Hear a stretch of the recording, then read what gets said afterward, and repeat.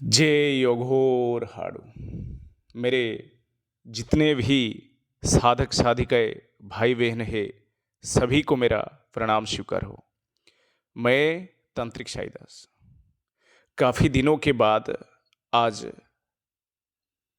अप्रैल के महीने 2026 में हम रिकॉर्डिंग कर पा रहे हैं। कई दिनों से हमारी कमर की चोट की वजह से हम बिस्तर में विश्राम कर रहे थे।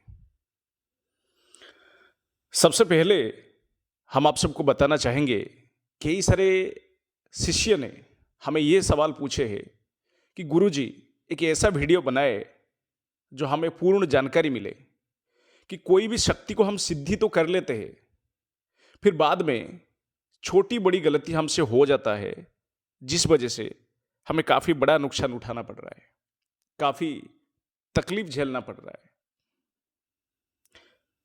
तो आज हम इसी संदर्भ में बातचीत करेंगे, सिद्धि के बाद क्या गलती ना करें जिससे आपको नुकसान उठाना ना पड़े।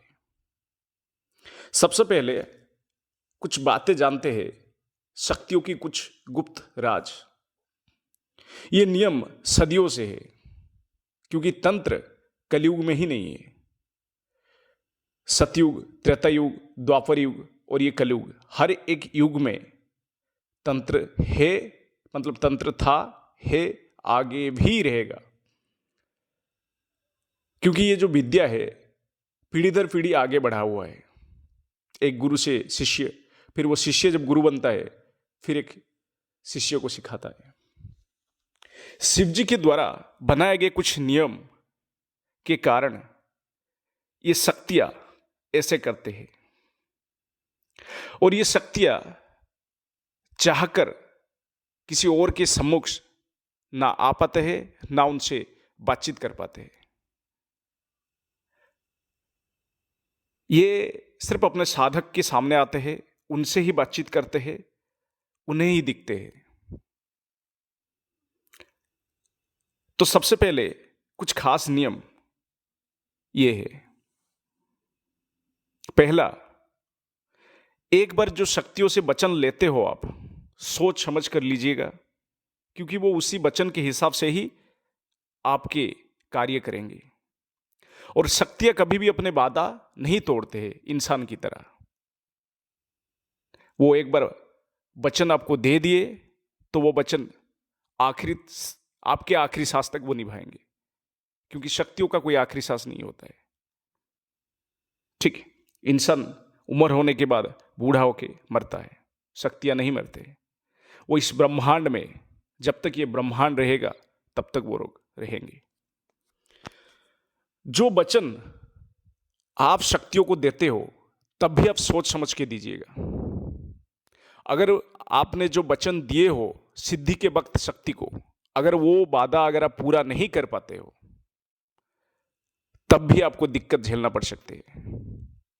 ये मैं ऐसा ही नहीं कह रहा हूं, मेरे 19 साल के तंत्र साधनाओं की अनुभव से ऐसा कह रहा हूं। सिद्धि के वक्त कई सारे साधक या तो घबराहट में या तो सिद्धि हासिल के जल्दबाजी में ऐसा वचन दे बैठते हैं, उस समय वो लोग नहीं सोचते, बाद में उनको पछताताप होता है कि हमने ऐसा कोई गलत कर दिया है। क्योंकि जो वचन आपको देते हो शक्ति को, उसको आपको निभाना पड़ेगा। और अगर आप उस वचन को तोड़ते हो या उस वादे को तोड़ते हो तो शक्तियां आपके ऊपर नाराज भी होते हैं और आपका नुकसान भी कर सकते हैं। सबसे पहले मैं तीसरा बात बताना चाहूंगा, अपनी शक्ति से ज्यादा बड़ी शक्ति वाले साधक को नुकसान पहुंचाने की कोशिश ना करें, ना ही अपने से, मतलब आपके पास जो शक्ति है, सामने वाले के पास कोई बड़ा शक्ति है ऐसा आपको पता है, फिर भी अपने शक्ति को बोलते हो कि सामने वाले का नुकसान करने के लिए, तो कई बार शक्ति नाराज हो जाता है और कई बार छोड़ के भी जा सकता है, या फिर सामने वाला उसे बांध भी रख सकता है।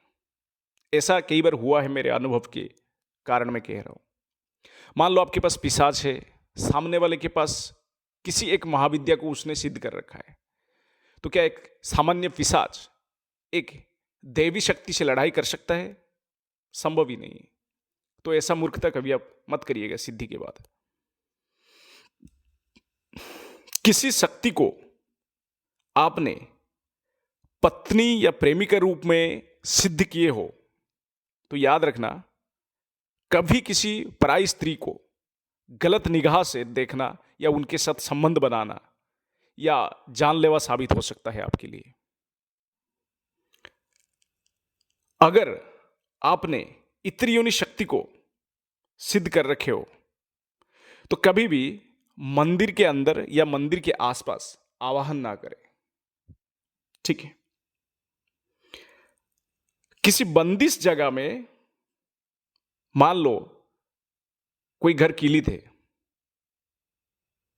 तो ऐसे जगहों में किसी भी शक्ति का आवाहन नहीं कर सकते आप, क्योंकि शक्तियां रुष्ट होते हैं। और एक बात है, इतनी योनि शक्ति को कभी भी ब्रह्म मुहूर्त में आवाहन ना करें गलती से भी। कारण क्या है? ब्रह्म मुहूर्त में देवी शक्ति आवागमन करते हैं आसपास हर जगह, तो उस समय इतनी योनि शक्ति को गलती से भी ना बुलाए। कुछ शक्ति सिर्फ रात में ही आवाहन किया जाता है, तो गलती से भी ऐसे शक्ति को दिन में आवाहन ना करें, क्योंकि वो नाराज हो जाते हैं आपके ऊपर। जो काम करने के लिए शक्तियां मना करते हैं तो उनको जोर जबरदस्ती वो काम ना करवाए, इससे भी शक्तियां नाराज हो जाते हैं। क्योंकि आपके पास किसी शक्ति को सिद्ध कर रखे हो, वो मना कर रहा है तो उसकी ताकत से बाहर है वो कार्य, वो नहीं कर पाएगा। वरना कोई शक्ति ऐसे मना नहीं करते, फिर भी वो शक्ति को आप बोलते हो कि आपने मुझे वचन दिए हो तो आपको करना पड़ेगा, तब कई बार शक्ति नाराज हो जाते हैं या तो शक्ति आपको नुकसान पहुंचा सकती है। क्योंकि जो चीजें आप वो नहीं कर सकते हैं उनको करने के लिए बोलोगी तो कैसे करेंगे बोलो। सिद्धि के समय कई बार साधक ये भूल जाते हैं, सिद्धि के समय जो भोग की बाधा आपने किए हो शक्ति को देने के बाद, मान लो आप शक्ति आपसे मांगता है कि मैं हर कार्य करूंगा, उसके बाद बदले मुझे भोग चाहिए, तो आप जल्दबाजी में कह देते हो कि हाँ मैं भोग दे दूंगा। लेकिन ये गलती नहीं करना चाहिए। हमेशा आपको पूछना चाहिए कि आपको भोग में क्या चाहिए। सामान्य मिठाई मांग रहे या कोई खाद्य वस्तु जो आसानी से मिल सकता है, जो आप दे सकते हो, उसका वादा करें आप। कई बार कुछ ऐसे इतरी योनि या तामसिक शक्ति है जो इंसानी मांस या इंसानी खून मांगते हैं, जो काफी मुश्किल हो जाता है देने के लिए, तो ऐसे वादा ना करें। हमेशा अपनी बुद्धि से काम ले सिद्धि के वक्त या सिद्धि के बाद। सिद्धि के बाद हर पूर्णिमा या अमावस्या को कम से कम 10वां हिस्सा मंत्र की जाप करें। यानी जिस समय आप साधना किए थे उसमें अगर आपने 100 माला जाप करके शक्ति को सिद्ध किए थे, तो हर महीने की अमावस्या या पूर्णिमा किसी भी एक समय को चुन लीजिए, उस समय 10वां हिस्सा यानी 10 माला मंत्र की जाप करें। इससे शक्ति ताकतवर भी बनेगा, साथ ही आपकी सिद्धि हमेशा बरकरार भी रहेगा। सबसे बड़ा गलती अक्सर साधक ये कर देता है कि सिद्धि के बाद या तो अपनी खास परम मित्र को अपनी सिद्धि के बारे में बता देता है, या अपनी पत्नी को बता देता है, या अपनी सगे भाई को बता देता है, जबकि ऐसा सबसे बड़ा गलती है। ऐसा कभी नहीं करना चाहिए। ये कई बार शक्तियां नाराज हो जाते हैं, क्योंकि मैंने शुरुआत में एक बात कही थी कि शिव जी के द्वारा बनाए गए नियम ये शक्तियां हमेशा पालन करते हैं। ये नियम नहीं तोड़ते हैं, ना ही इनके साधक अगर नियम तोड़े तो ये इनको पसंद नहीं होता है। तो कभी भी सिद्धि के बाद अपने शक्ति के बारे में, अपने सिद्धि के बारे में किसी को ना बताइए, चाहे वो कितनी भी सगा क्यों ना हो आपका, ठीक है। ये कुछ खास नियम अगर कोई साधक पालन करता है तो सिद्धि के बाद वो आसानी से जीवन भर सिद्धि का लाभ उठा पाएगा, कभी कोई नुकसान या हानि देखने को नहीं मिलेगा। हाँ, एक और बात है, मान लो कमरे में आपके साथ कोई और है, या आपके किसी भी जगह हो, आपके साथ कोई और बैठा है या आपके बाजू में है, तो कभी भी शक्ति को आवाहन ना करें। इससे शक्ति नाराज हो जाते हैं, कदापि ना करें ऐसा। आखिरी बात है, कभी भी, ये सबसे जरूरी बात है, नया साधक हड़बड़ा जाता है इससे। कभी भी किसी भी शक्ति को आप अपने शरीर पे, शरीर की किसी भी अंग पे या अपने घर पे, घर की किसी भी जगह पे स्थान ना दे। बाद में आपको परेशान होना पड़ता है। यह अनुभव से बता रहा हूं। हमेशा कोशिश ये करिएगा कि घर के बाहर किसी जगह में, जो घर से कम 100 मीटर से दूरी हो, ऐसे जगह पे उसे स्थान दे सकते हो, कोई पेड़ वगैरह है तो। वरना आप ये भी कह सकते हो कि आपको जो जहां ठीक लगे वहां रह सकते हो। ये सिद्धि के वक्त ऐसा कई बार शक्तियां पूछते हैं। कई बार कर्ण पिशाचिनी की साधक जो होते हैं वो क्या करते हैं, कान में उसको जगह दे देते हैं। फिर बाद में वो कर्ण पिशाचिनी कान में बड़बड़ाने लगता है।